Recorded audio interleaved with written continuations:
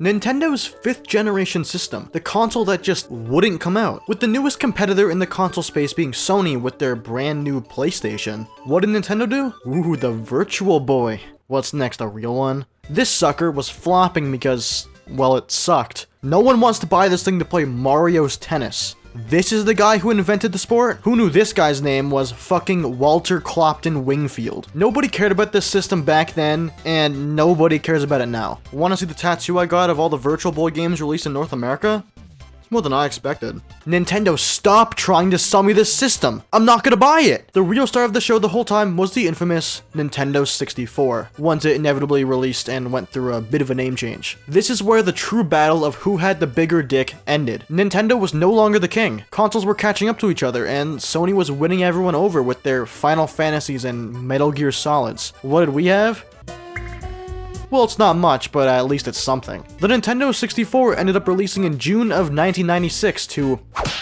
yeah, it was something. Having a launch title for your new fancy console be Pilot Wings is certainly one way of raking in the money. It is one of the best-selling games of all time, I'll have you know. There's one other game. One game that was so good, it defined an entire generation and kickstarted the trend for what games in this genre could be. Move over, Mario. You've got some serious competition now. We all know Mario. He's the guy who can only run left or right, and maybe up the wall sometimes. Well, what if we stretched him into the third newly invented axis? We get the fabled third launch title, known as Super Mario 64. This is in fact Super Mario in 64 bits. From reveal to release, this game was looking absolutely incredible. Nintendo is always known for creating games that define genres year after year. Mario is no different. All those 2D games must amount to something, right? His first transition to 3D was gonna go out with a bang. This was gonna be a damn good game. Super Mario 64 is the one game that I swear to God is playable on almost every system that was released after it. One can argue, so can the original Super Mario Brothers. So that I say, I don't care. Super Mario 64 is the topic for today. The game also isn't playable on the GameCube, because of course it isn't. If Nintendo hates this console, I can't bring myself to do it. I love you way too much. The Nintendo Switch, of all things, is home to two whole different ways to play it, that being N64 Switch Online or the old-fashioned way. God, I love backwards compatibility. What the fuck? It doesn't matter which version of the game I choose, I'll still be using the most dogshit controller to ever hit the market. I stand by that statement. Yeah, I still use it. What is wrong with me? I can name a few things. Super Mario 3D All-Stars is the name of the game. The most useless game compilation that I just keep coming back to somehow. This game is like the common cold. At least it was until people stopped getting it. Hopefully this time will be the last.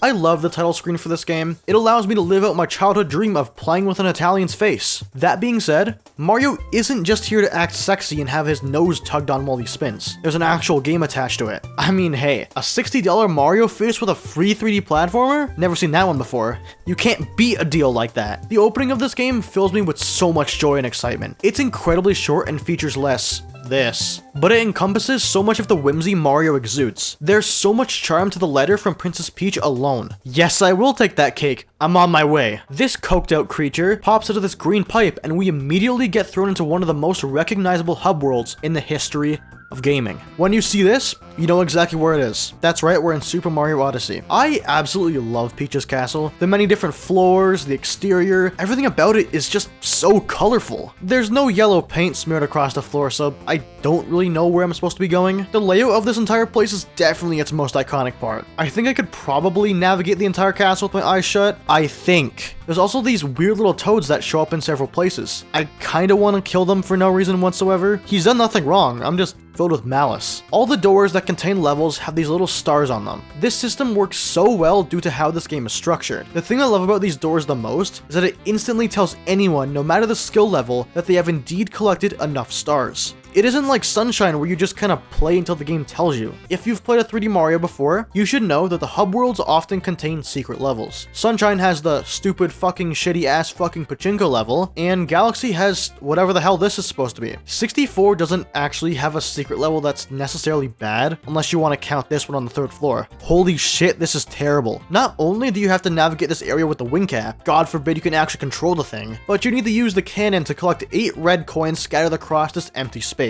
If you mess up once, you don't fall to your death and die, oh no. you get sent all the way back down into the courtyard and need to climb all the way back up the castle. If this game wasn't worth a king's ransom, I would have abandoned it a long time ago. The rest of these secrets are actually pretty good, especially Peach's secret slide that everyone gets so happy about discovering for the very first time. If the Comet Observatory wasn't so atmospheric and had the most beautiful music, or Delfino Plaza didn't have the yummy water and invisibility glitches, I'd probably say this was Mario's best hub world. Opinions change rapidly though, so who knows? I could wake up tomorrow and suddenly I like a glorified world map the most. As much as I glaze all of these other games for how Mario controls, nothing, I mean nothing, compares to the jank movement of this beast. You know, I just love lying.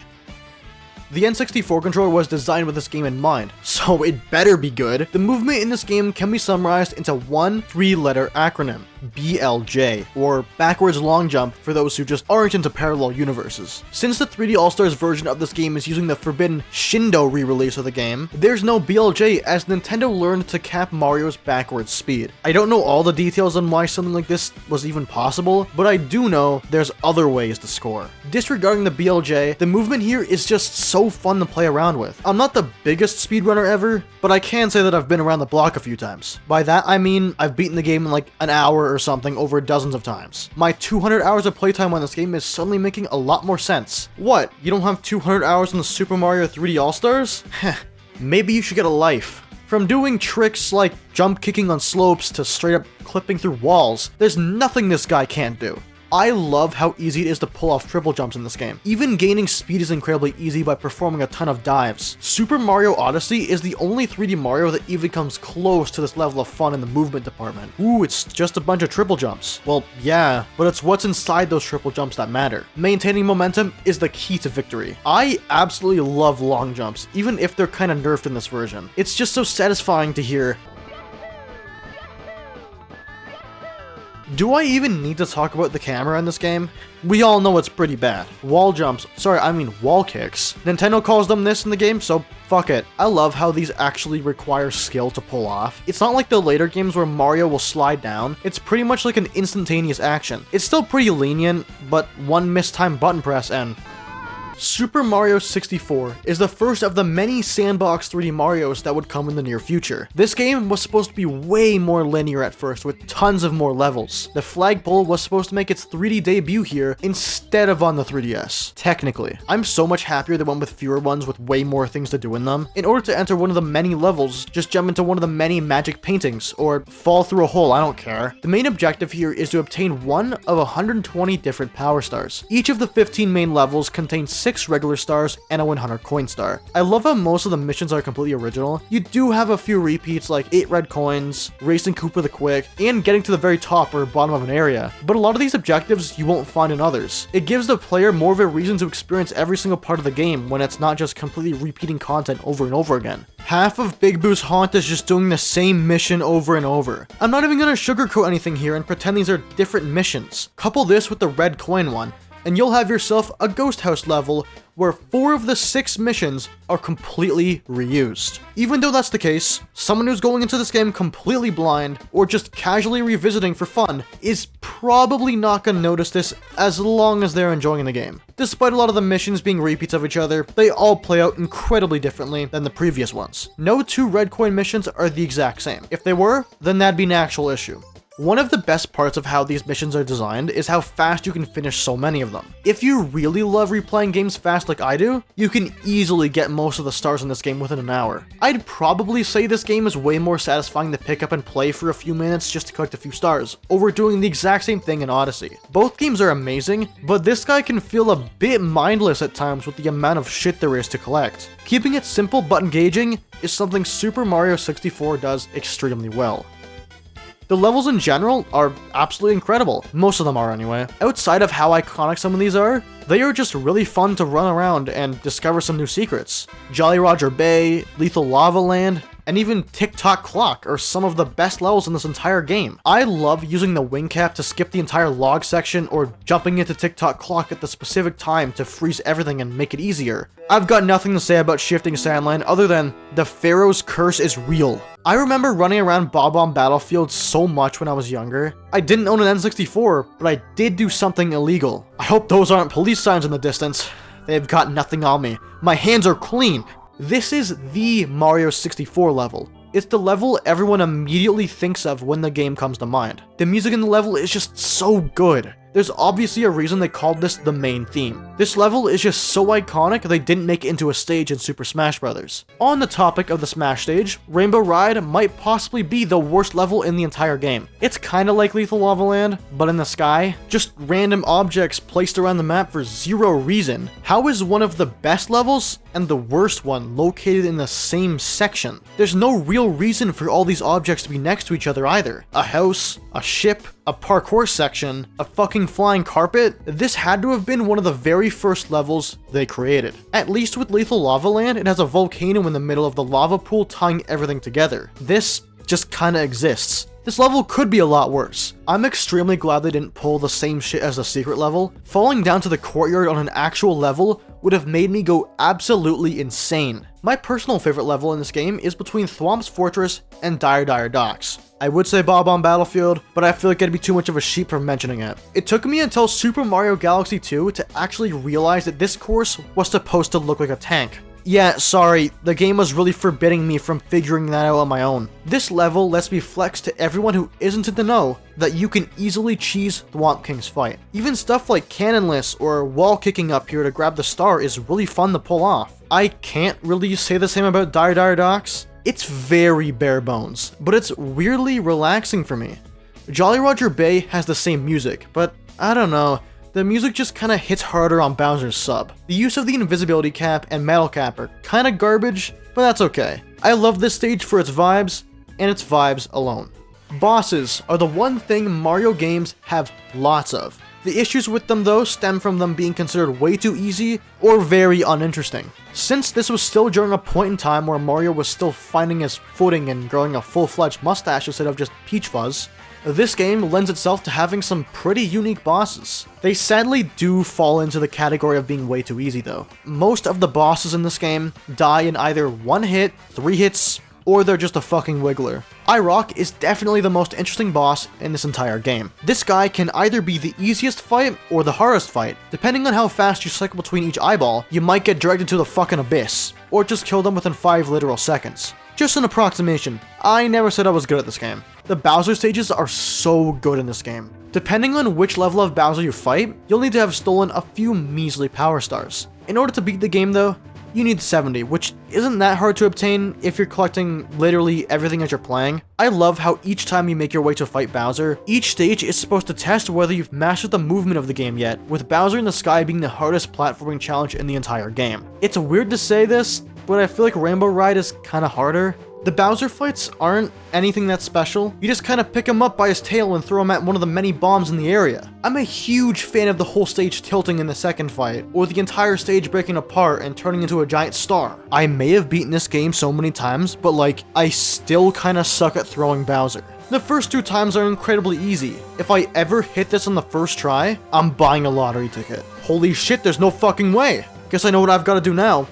Oh wait, after killing Bowser, we get a kiss from Princess Peach, and the credits roll, signaling the end of Super Mario 64. I love Super Mario 64. This is by far my most played 3D Mario to date. Yes, I've played Galaxy, and Sunshine, and Odyssey loads of times, but 64? I've played it way too many times to count. Did I mention I suck at counting? After returning to the original Super Mario 64 after a long, treacherous year, I've finally been able to reconnect with a game I love so deeply. That and also my sleep paralysis demon will stop bugging me now. Is this my favorite 3D Mario? God no. But it's up there. The amount of charm this game has is absolutely astounding. Despite its old age and weird jank in some areas, anyone can pick up and play this game even after it turns to Rebel from being almost 3 decades old and have an absolute blast. The music, the environment, everything is just amazing. I think everyone should experience this game at least once, or 50 times depending on how much you like Mario. After replaying the original after such a long time, I had an epiphany. The original game is pretty much the best way to play this. 64DS is such a novelty. Look, I can play the very first 3D Mario on a portable device. I can also play the very first 3D Mario on a portable device. This said version also kinda looks worse and has a D-pad for movement. No, I'm not using the touchscreen for 360-degree control. Are you out of your mind? As great of a game as Mario 64 DS is with its added content, new characters, and minigames, there isn't really much of a reason to actually play it outside of just experiencing it. The new content isn't very interesting. Most of the new stages are just reused levels from the shitty multiplayer mode that nobody played. No game needs more than 120 of these things. This game doesn't count. The addition of Luigi, Wario, and Yoshi as playable characters feels so shoehorned in. Instead of taking away abilities Mario had, why not just make new power-ups and give them to our new heroes? No one wants to play as Wario, so why not give him special abilities to make people want to play as him? Forcing the metal cap onto Wario is like putting a band-aid on a stab wound. Yeah, it works, but I'm still bleeding out here. I will always love the Luigi backflip, but that's pretty much all he's good for. Most of the best minigames are already in other games like New Super Mario Bros. DS, so that game had you covered. 64 DS is still a good version of the game, but this will always be the king. After such a long ride, I can finally put this game to rest on my shelf. There's no longer a reason for me to play this game again. I feel like a part of me died a little, but that's okay. These games will forever be here if I ever want to replay them. As a matter of fact, I don't even really need 3 All-Stars. I can just play the game through N64 Switch Online, or play the Galaxy Remaster. I really hope Sunshine does get ported soon, as I've been dying to play that game again. Will it be in widescreen? Probably not, but 4:3 is the perfect aspect ratio. This is Sunshine in its most playable state. I think I just figured out what was wrong with me. The stab wound never healed. Wait, is that Heinz? Jesus Christ, I'm a tomato! I'd like to thank you for watching today's video. I have finally finished my retrospective series on Super Mario 3D All-Stars. It only took me 9 months to finish reviewing every game. If you want to be literal, it took me about 405 days since the release of my critical analysis of the game compilation to actually finish critically analyzing these 3 games. It was an enjoyable 405 days. Getting to show people the love I have for all these games is something I enjoy the most. I love this stupid piece of plastic despite its flaws. I will always cherish it no matter what. If you enjoyed today's video, please make sure to like, comment, and subscribe, as well as turn on post notifications to stay up to date with everything I post. This is my first weekly video in a long time. Hopefully I can keep it up. Do not count on that. I'll see you all at my next video. Have an amazing rest of your week. Bye-bye. Thank you so much for playing my game.